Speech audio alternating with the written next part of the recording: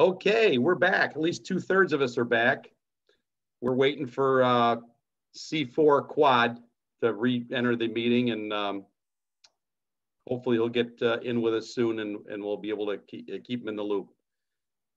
So, Paul, this segment, we're gonna try to make this segment about your April Fool's Day jokes, your the drafting of Taro Tujimoto, and anything else you want to mention and bring up from your past. Here he comes again. We're going to admit him. Let's try it again. That's an open question. There he is. Hey, he made it. You need thicker glasses. You got to figure out what's going on with those glasses. All right. The phone slipped on the turn on and it hit the 911 on the bottom of my phone. You get the cops showing up. You can't right, make it. You can't make it up. I had to tell them everything was fine. Oh my gosh! Can you imagine? All right, we're gonna get going because the clock's ticking on us. But I see I already filled in Paul. We're gonna try to talk a little bit about Taro Tujimoto and all his April Fool's Day jokes. I just wanted to show a couple of pictures here, and see, there's your pop and there's Punch. And that was early in the first training camp. And so yeah, I found that not that long ago. That was a great picture of the two of them. And then of course, obviously, that's a great one. Yeah, that was a great photo when the new arena was being nice. was being built.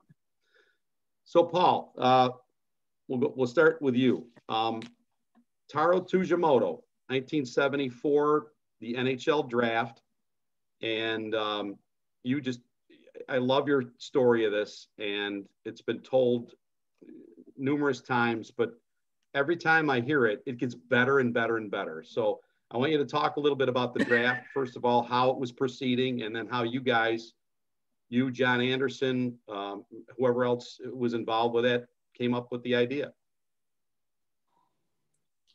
Well, in 1974, the WHA, the World Hockey Association, was still trying to compete with the NHL, particularly for rookies that year, draft year. And what they did was the year before, they had stashed a few players away in hotels so that the NHL couldn't even get at them.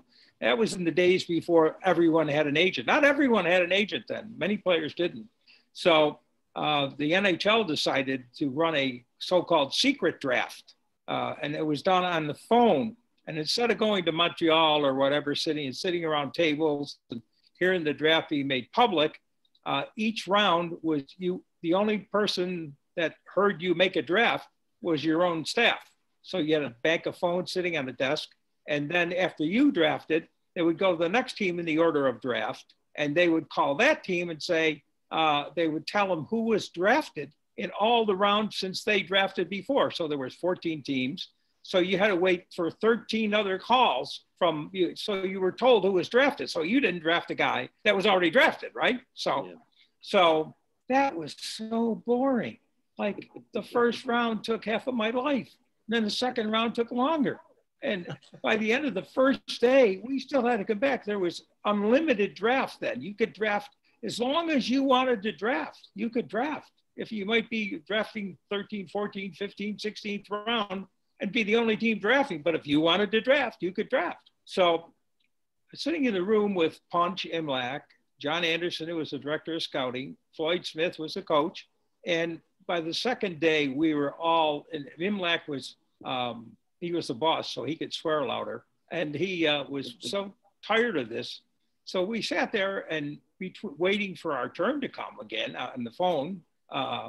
What can we do? And Imlach loved to screw up Clarence Campbell. He just loved to, he loved to play with him. And so he said, well, what can we do? And I can't honestly, to my death, I won't know whether I said this first or John said this first. Why don't we draft I think I said this. Why don't we draft someone that doesn't exist? Someone, make it a gag draft. And John looked at me and said, oh, that's great. Why don't we draft someone that's from a country that's no way it's going to have hockey in it, whatever. Yeah. And it led to the fact we picked a Japanese player. And again, I would be remiss to say that I was the one that said it had to be a Japanese player. I can't remember. It doesn't make any difference because it was a team effort, Yeah. And so, but then we had to figure out, well, who is this guy going to be? So all the time I was in college at St. Bonaventure, I used to drive down Route 16 at the end of weekends through Elma. And everyone knows where Elma is, outside of East Aurora. Route 16. And there used to be a place called the Tujimoto Garden Center on the right-hand side. And I said, I know a name we could give the player. And I said, Tujimoto.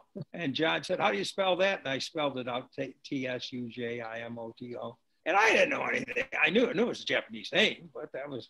So then he called up his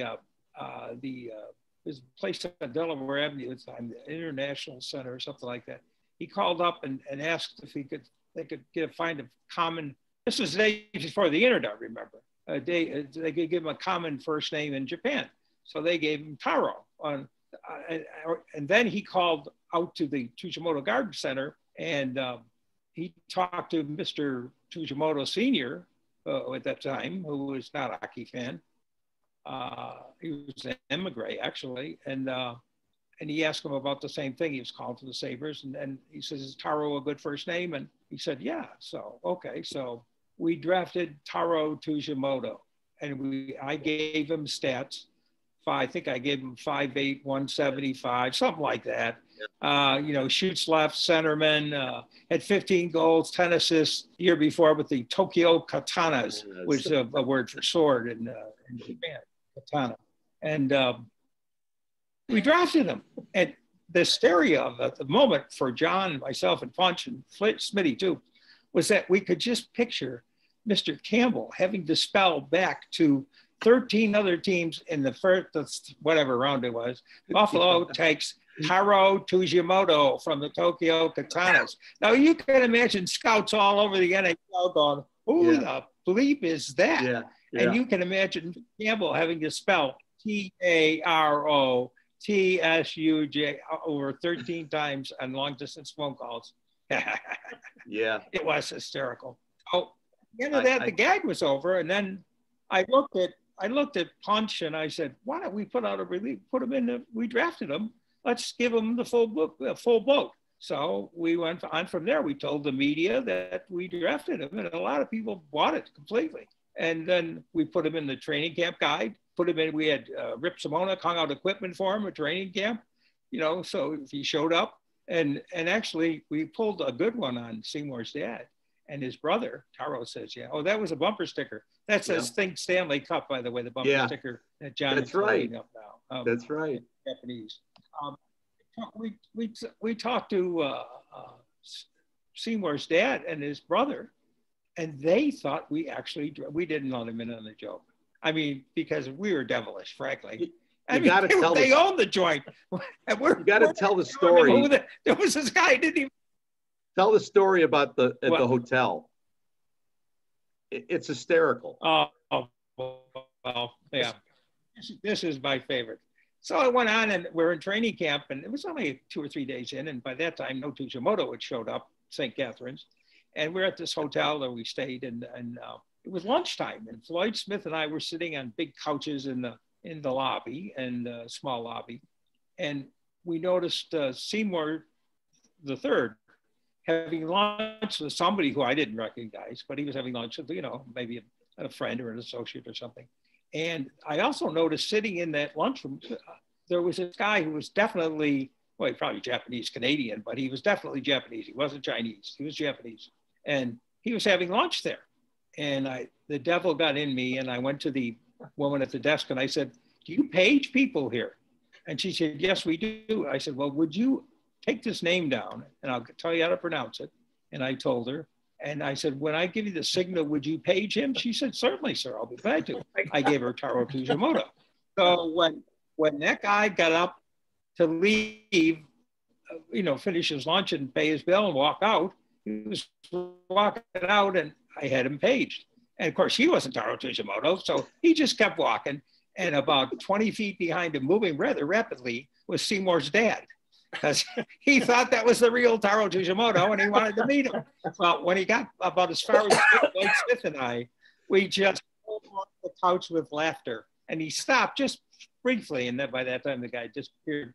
And he said, "What are you laughing at?" or something like that. And we told him. He didn't get mad. He thought actually he didn't get mad. He flushed a little because we got him. And Seymour's dad would, flush like most of us when we're slightly embarrassed. But he flushed a little, but he didn't give it. He may have got even with me years later when I didn't get a raise or something, but he didn't get mad at that time. That's a great story. I love hearing that. Lived on. That's amazing. The great part about it is that Taro still lives. I mean, I know I did a book by that name.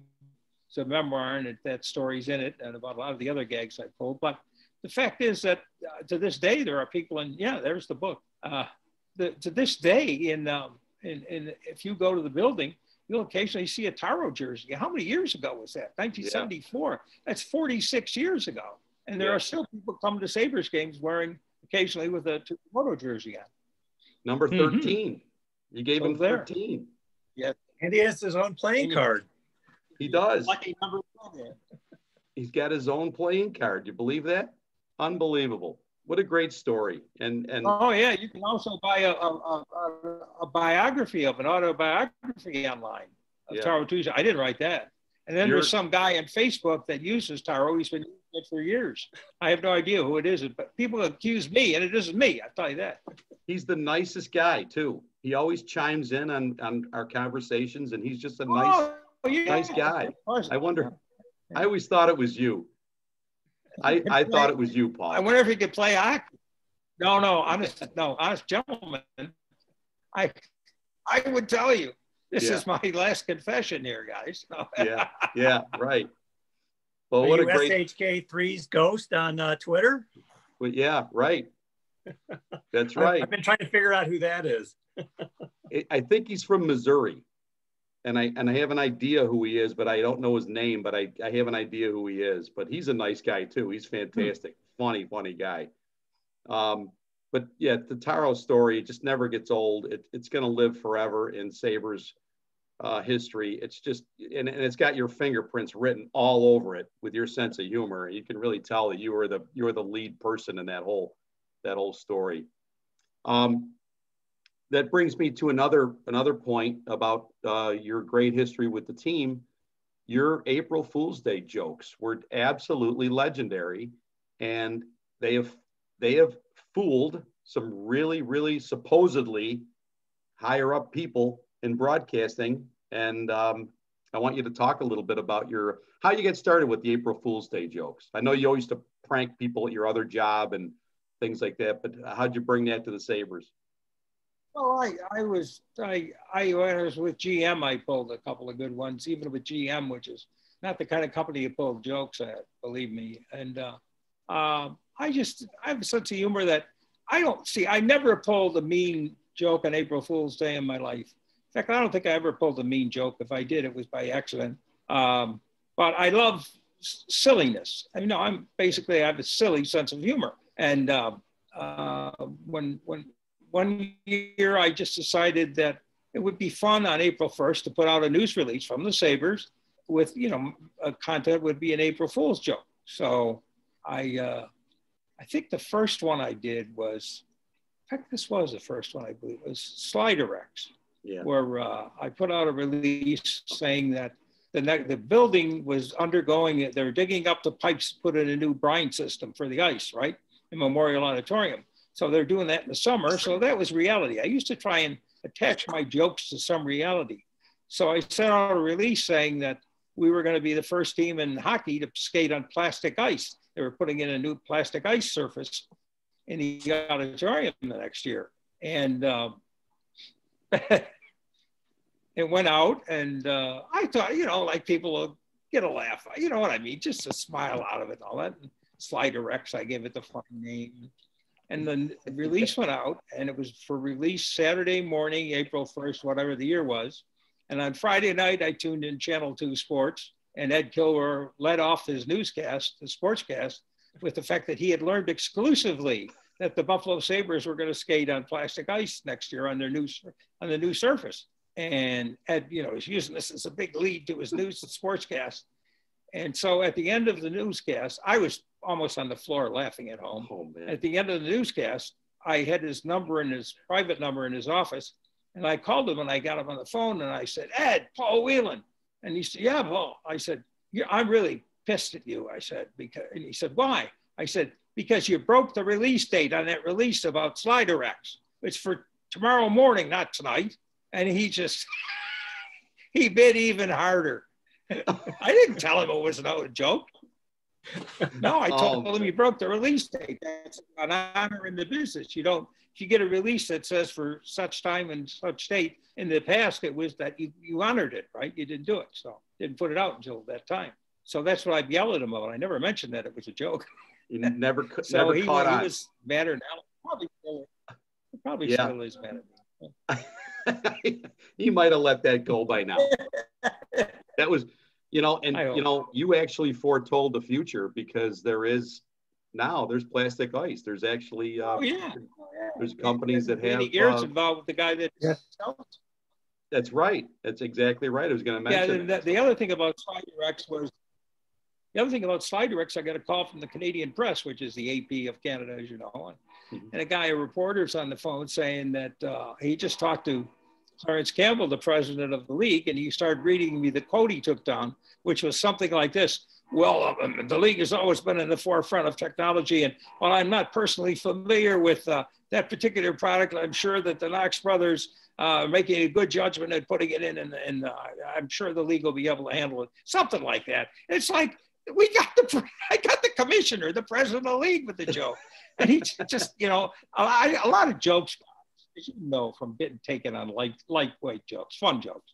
But it's like, they're half believable. Your mind sort of jumps ahead. You just sort of accept that maybe the source or that sounds real or it's, sounds like the real deal. That's why you really watch for serious jokes. That's the genius. The wrong things. Those are the genius of your jokes is they were almost to the point of this possibly could happen. And you just went a little bit further and that's the genius of the joke. I mean, if you just made it obvious, it wasn't funny. So you made it to that point where it almost is believable that it could happen. So that was a great one. I like this one. This was a great one too. You know what this is? The boat? No, this is this. You sold a square foot of ice. Yeah. Talk about that. Yeah. What happened is like a little business the size of a credit card, right? And it said on it, it's a very official looking E type of language. As you can see from the type, it's a Gothic type or something like that, Old English. And it says that the bearer but it says lease of 1 square foot. Now I'll tell you why it's leased. Dale Sen was the assistant to Joe Figliola at the Odd that time, running for the city. And I sent him down a copy of that because I wanted to let him know we were doing it because it said, it's a city building. We didn't own the building. So he comes back, he runs up to my office and Dale was rather excitable. And he says, you can't do this, you can't do this. And I'm going, why? He says, you can't give city property away to people. It's a city rink. They can't have deed to it. So I said, what if we change it to just a lease? Well, that'd be okay, because the lease wouldn't be good because they couldn't lease the property, whatever. So that's why it says lease instead of own on there. And I had counted how many square feet of measuring the rink, including the shallow corners. That was 16,000 something, 412 or some square feet on the odd surface. And we said 16,433, if you remember. That's was a right. sellout. So everyone that came in the building got a lease, a little lease for a square foot of the ice in Memorial Auditorium. And then, people took it home. And, they're hard to find, John. There aren't too many of those around anymore. This one, actually, a lady that I got to know on Twitter sent me this. And I said, boy, this is, I'd love to have this. And she saved it all these years. Isn't that great? Fantastic. I never saved one. I did actually. At the end of the year, the ice melted. So that was gone. At the end of the year, you didn't lease it anymore. The ice, the water was all gone. You're right. I never thought of that. Yeah. Right. I also had us take when the Little Rock came to Buffalo, the cruiser in the back in Naval Park.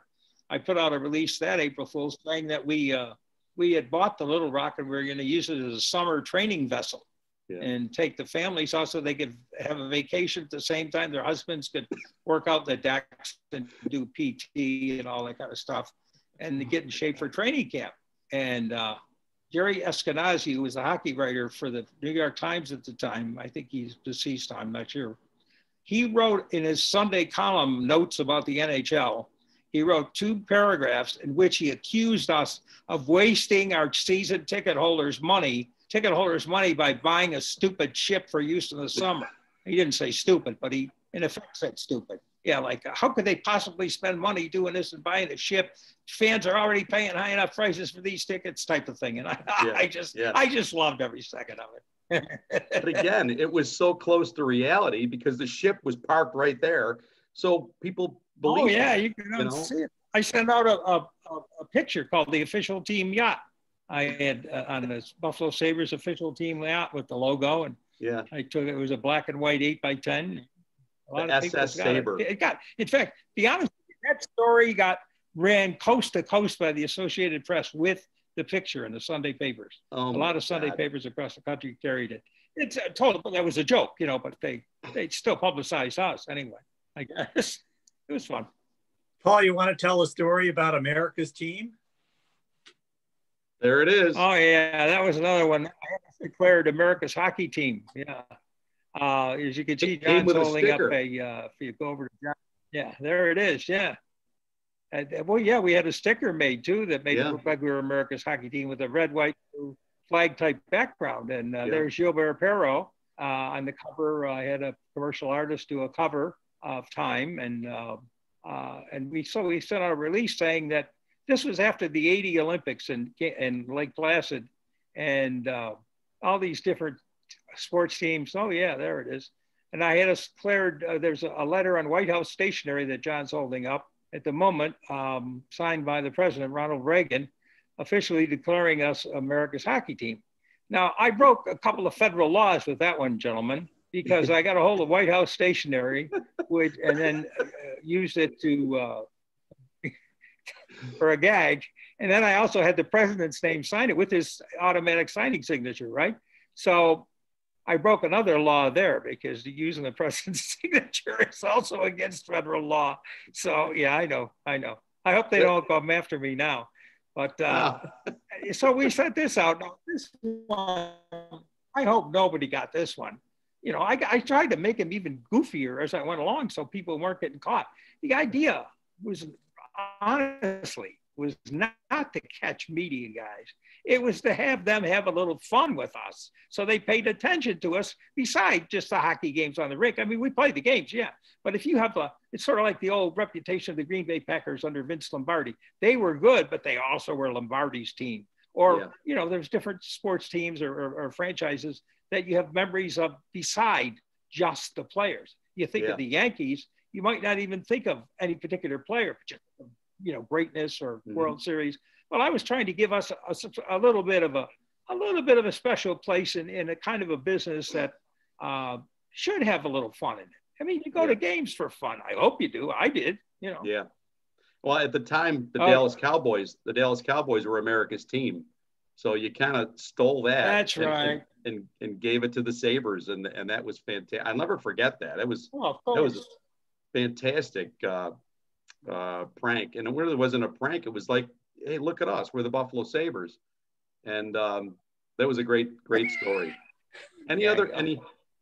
Seymour, what do you remember about all his stuff? I mean, you had to be laughing right along with your dad and everybody at the time. Well, we were all laughing. The America's team one was a good one because we're still talking about it. Taro Tujimoto, it makes me laugh because Tujimoto is still around now. It's still a gift shop out on Buffalo Road, Seneca Street in Elma.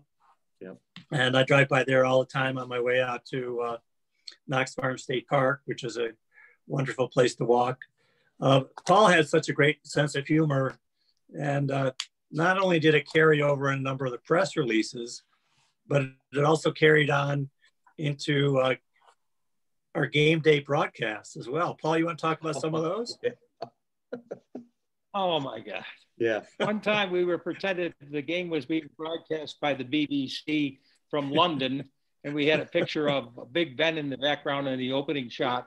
And we hired, the guy went to work for nothing. I couldn't end up at hired a professional actor who came in white tie and tails, a guy with a beard, a Van Dyke beard, a guy from England. Tony was his first name. I don't remember his last name. And he came and he became the MC for the night. Like he carried the show between periods, and he in this English accent. And we went on, and we had the game starting, midnight or 8 o'clock or 7 o'clock our time, which was midnight in London, by the way, 5 hours later. So, we had Big Ben start the show off, and he had this wonderful English accent, which was true. It wasn't baloney. And at the end, and the guy was really funny too, because he wrote a lot of the copy himself. It was really droll. And by the end, so everything we did that night was supposedly coming from the BBC. At the end of the show, I'll never forget, Tony signed off. He said, "I'd like to close on this note." Ah. Think about it. Yeah, those are some great broadcasts. We did another one where we Ted Sater and Barry Smith were the coaches in Buffalo that year. And we did an April Fool's telecast. Remember, we also covered the game, by the way, while it was going on. But between periods, we were up to nonsense. But then we decided this one year that we would do it like, and now they do things like this in television all the time. But remember, this is in the 70s or early 80s. We had this thing where you could call up and register your vote, like on whether lines should change more often or who should start in goal tonight, things like that, right? Now that kind of response is with the internet and all that right now today, it's common. But in those days, that stuff didn't exist. It was very, she, and so we did it, but it was false. I mean, we didn't get any phone calls we got. We had a number in my office that if you called, you could get the Sabres practice time and reports, the media thing. And there was you called 2 phone numbers. And if you didn't get one, you got together and they give you the same report, pre-tape. What we did that night, we put on there, "Thanks, you've registered your vote on the Sabres hotline." And so if they voted no or yes, it didn't make any difference because they got the same answer. "Thanks for registering your vote," So we had the stuff on the screen, and Ted went along with it, Ted Darling. We had stuff on the screen like East Aurora votes for a goaltender change at the end of the second period. And we have crawls across with numbers, Elmont voting, we have all this stuff going across the screen, just like on election night, we were doing it. And between periods, the best part of it was with the cooperation of Barry and Ted Sater, John off in the studio, his clip mic, walks in with a hand mic and goes down to the coach's door, bangs on the door, and he goes, guys, I got to come in. And they're going, "Not now, John, we're busy. It's between periods, for Christ's sake, No, I got to come in." So he opens the door and they come in. Guess what they're doing? They're playing table hockey between periods of a Sabres game. Oh, the man. Coaches are. Well, it was pre-taped, of course, but they run along with the gag, and they're going. Yeah. And John's going, "Well, I guess," and he's telling them, "Well, the fans are voting for you to change your lines more often." "Well, okay, Yeah. Thanks a lot, guys. Thanks a lot, John." And when they go back and they're got the rods going, they're playing table hockey. I remember that was the best part of that show. Yeah. I remember the one you had the auction. Wasn't there like a Channel 17 type auction? Oh yeah. Bidding, We call it the Sabres Shopping Service, SSS. Yeah, that's it. Yeah. And you had a JF Solveig. JF Solveig game used stick, and it was one of those little souvenir sticks. Little toy sticks. Yeah.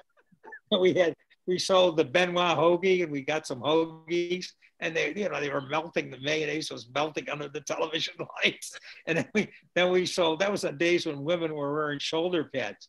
And Eddie Hospodar was sort of like the 7th defenseman in Buffalo at that time, and so he wasn't dressing that night. So we went in. We got a woman that was a friend of somebody's. I don't know. And she was an attractive young woman, and she was full of, the gag. So she comes in wearing over her dress or whatever she was wearing, a pair of Hospodar shoulder pads. And we're selling those for the woman who wants to be, a trendsetter.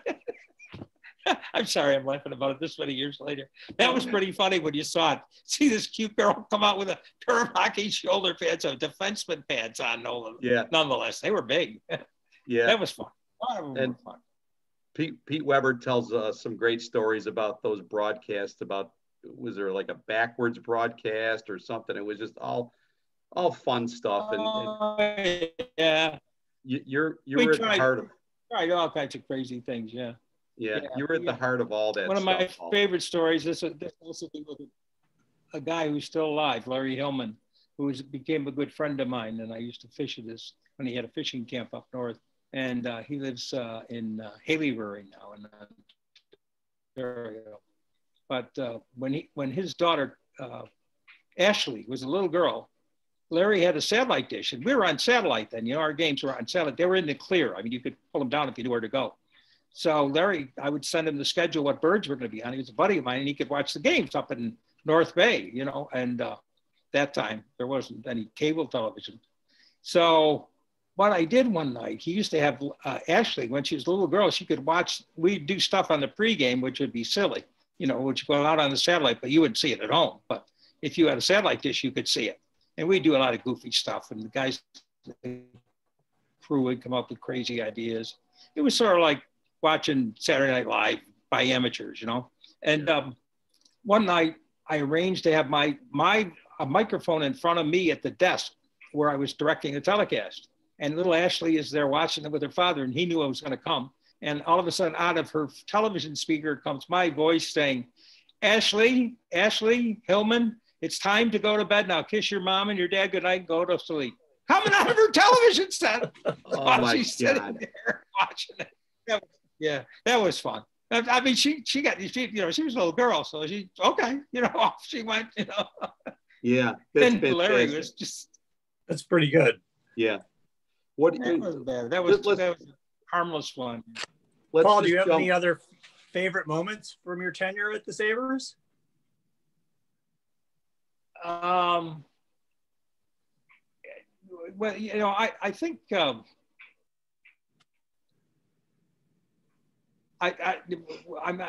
won't be fun. This isn't funny. This is a memory I have that I will cherish. It was the last time I was on the ice with your dad and his brother and Nordy for a ceremony, and I was just an MC. I wasn't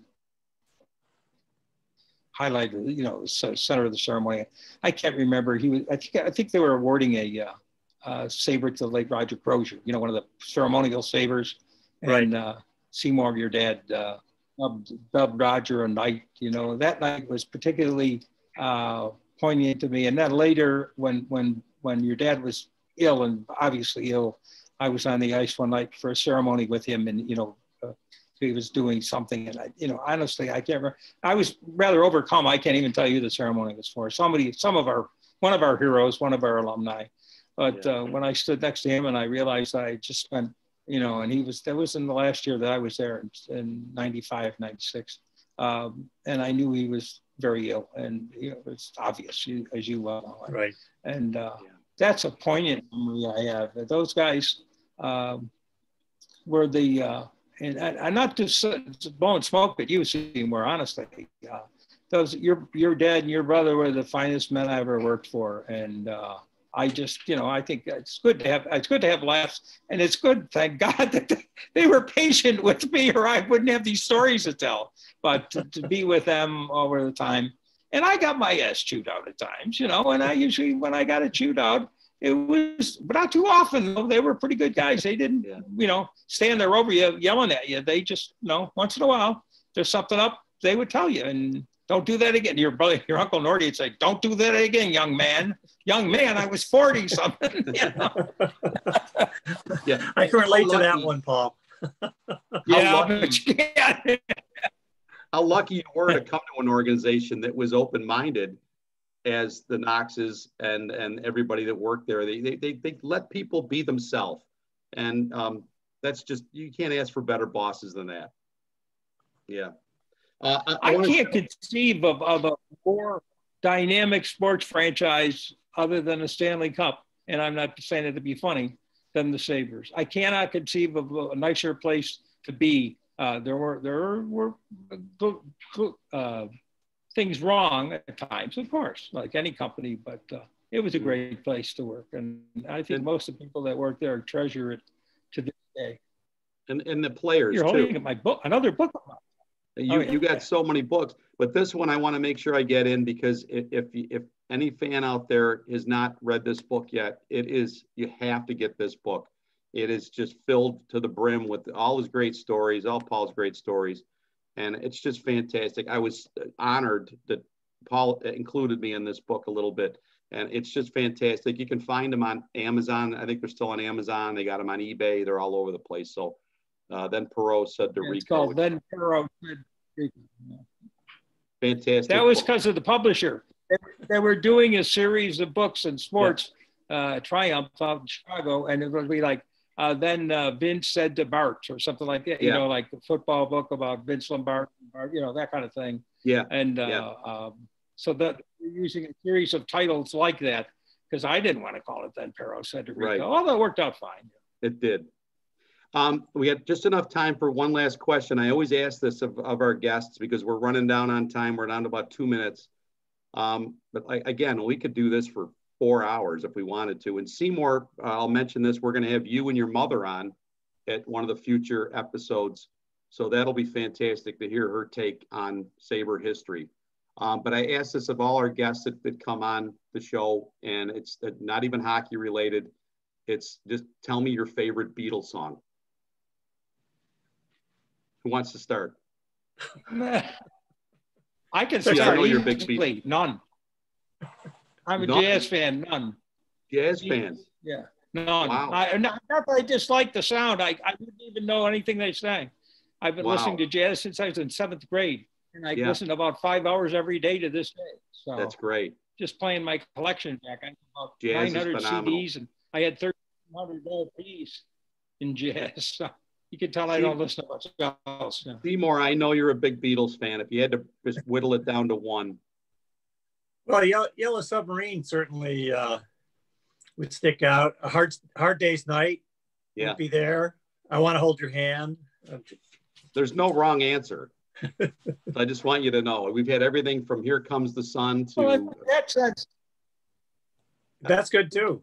Yeah. The Beatles, in that sense, guys, they're very pleasant to me. I never disliked what they did. It just wasn't my thing. I mean, I think they did some lovely things, but I couldn't tell you a favorite because I don't remember, you know, which ones I liked more than others.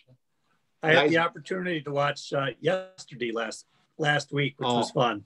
Phenomenal. Great movie. Great little movie. Guys, I got to wrap it up. I have to say goodbye before we get cut off because they cut you right off at 40-minute mark. So I just want to say thank you to both of you. And thanks again for all you've done for Sabres history. It's been great. And, always feel free to give me a call anytime you want to come.